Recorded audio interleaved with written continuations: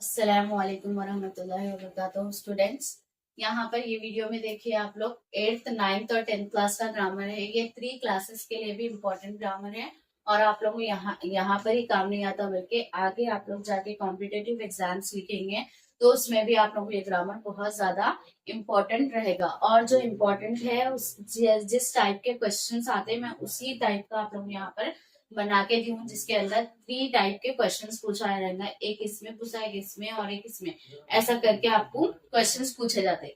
जैसे इसके अंदर फर्स्ट है तो 8th क्लास के लिए भी इम्पोर्टेंट है, 9th के लिए भी और 10th के लिए भी।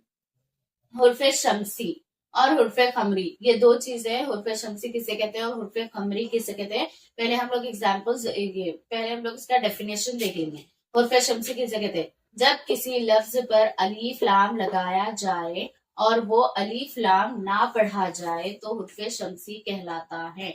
यानी कि क्या बोल रहे हैं हम लोग, किसी लफ्ज में हम लोग अलीफ लाम लगा रहे, यानी कि अलीफ लाम लिख रहे बट वो अलीफ लाम पढ़ रहे नहीं, तो वो कहलाएगा हुर्फे शमसी। जैसे एग्जाम्पल के तौर पर आप लोगों अब्दुल समद, अब हम लोग अब्दुल समद और अब्दुल जलील पढ़ रहे हैं हम लोग यहाँ पर, लेकिन इसमें हम लोग अब्दुल समद अलीफ और लाम लिख रहे इसमें, मगर यहाँ पर पढ़ रहे नहीं।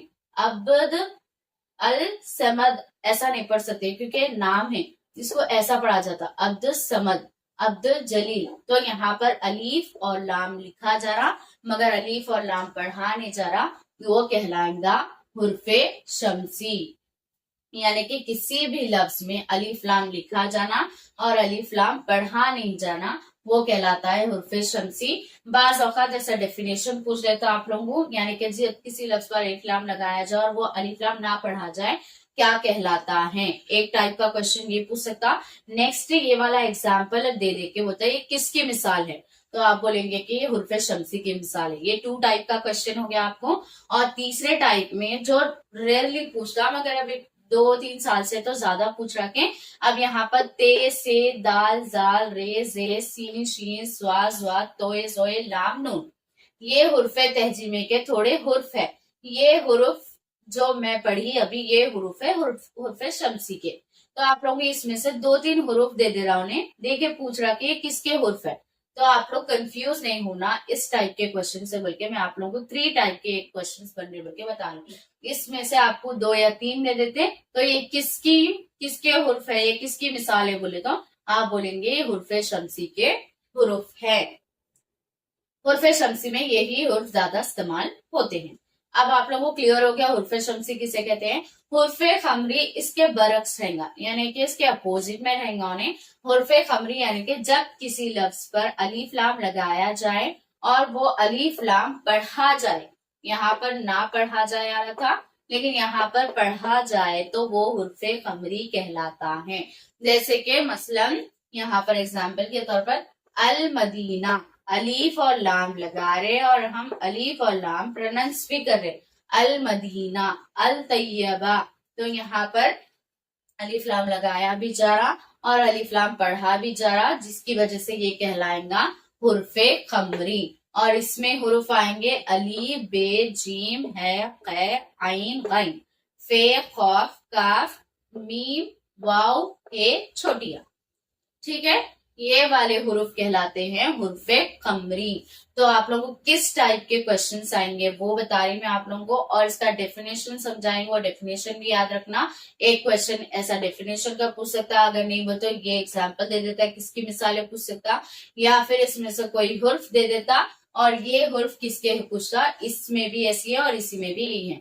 अब आप लोगों को समझने के लिए ज्यादा प्रॉब्लम नहीं होगी। एक चीज याद रखने की एक है, अलीफ लाम लगा रहे और अलीफ लाम नहीं पढ़ रहे हुर्फे शमसी। ठीक है, अलीफ लाम लगाया जा रहा और वो अलीफ लाम पढ़ा जा रहा हुर्फे खमरी कहलाता है। तो ये ग्रामर आप लोगों के लिए बहुत ज्यादा इंपॉर्टेंट है, कंपलसरी। इससे आप लोग 2 मार्क्स कैरी कर सकते हैं। एक मार्क्स भी इंपॉर्टेंट रहता स्टूडेंट्स, इसलिए आप लोग हर चीज पढ़ना, कोई भी चीज इसके अंदर मिस नहीं करना। इसलिए मैं आप लोगों को बहुत ज्यादा डीपली नहीं, जो आप लोगों को आता कंपलसरी वो वाला ही समझा रही हूँ। यहाँ पर 8th 9th 10th क्लास के स्टूडेंट के लिए ये ग्रामर बहुत ज्यादा इंपॉर्टेंट है, हुर्फे शमसी और हुर्फे खमरी।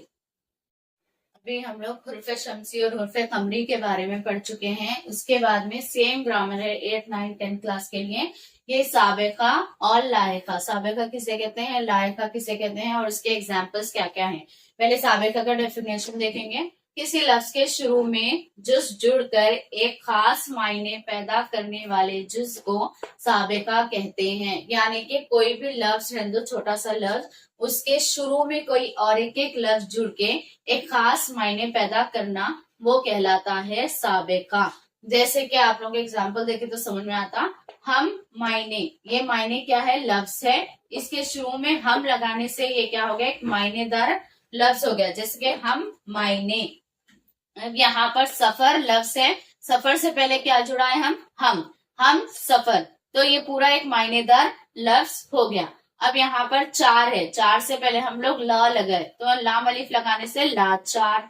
यहाँ पर ला इलाज, यहाँ पर दर पर्दा, दर असल, और यहाँ पर पेश खदमी, पेश खिदमत, यहाँ पर पेश खदमी। तो यहाँ पर जो भी लफ्ज आ रहे, वो लफ्ज के शुरू में हम और एक लफ्ज जोड़कर एक खास मायने पैदा करने वाला जुज बना रहे, तो उसको कहेंगे हम लोग साबिका। यानी कि किसी लफ्ज के शुरू में जुज जुड़कर एक खास मायने पैदा करने वाले जुज को हम साबिका कहते हैं। आप लोग एग्जाम्पल्स देख चुके, इसका डेफिनेशन भी पूछता, आपको डेफिनेशन दे देके ये क्या है, वो तो आप लोग बोलेंगे साबिका। और ज्यादातर आप लोगों को ये वाले जो एग्जाम्पल्स है, ये तो कम ही पूछा मगर एग्जाम्पल्स ज्यादा पूछा। ये एग्जाम्पल दे देता, बोलता कि ये साबिका है या लायका है। नेक्स्ट है लायका। ये इसके बरक्स रहता है, इसके अपोजिट। किसी लफ्ज के बाद में लफ्ज जुड़कर, ये पहले जुड़कर, ये बाद में जुड़कर एक खास मायने पैदा करने वाले जिसको लायका कहते हैं। जैसे एग्जाम्पल के तौर पर यहाँ पर खतर लिखे, अब लास्ट में लिखे हम लोग नाक, तो ये पूरा लफ्ज मिलाने से खतरनाक पढ़ा जा रहा है। और खतरनाक एक मायनेदार लफ्ज है। होल नाक, जानदार, दाल अलिफ रे ऐड कर रहे, इसके अंदर आगे ऐड कर रहे, देखो यहाँ पर पहले ऐड कर रहे थे, यहाँ पर जानदार, खुददार, बदनुमा, खुदनुमा, कयाम गाह, इबादत गाह, मजमून निगार, अफसाना निगार। तो यहाँ पर यही है, बस थोड़ा सा डिफरेंट है स्टूडेंट, कि किसी के लफ्ज के शुरू में अगर कोई खास मायने पैदा करने के लिए जोड़े, हम लोग शुरू में जोड़े तो साबिका कहलाता, और जो लफ्ज के आखिर में बाद में जोड़ रहे हम लोग, उसे कहेंगे हम लोग लायका। साबिका और लायका का या तो कम डेफिनेशन पूछा जाता, फिर भी याद रखना कि शुरू में जुड़कर मायने पैदा करना साबिका और बाद में जुड़कर मायने पैदा करना लायका है। और यहाँ पर एग्जाम्पल्स ज्यादा पूछे जाते, और इसके लिए कंपलसरी 2 मार्क्स की बिट है आप लोगों को साबिका और लायका उसके एग्जाम्पल्स के साथ।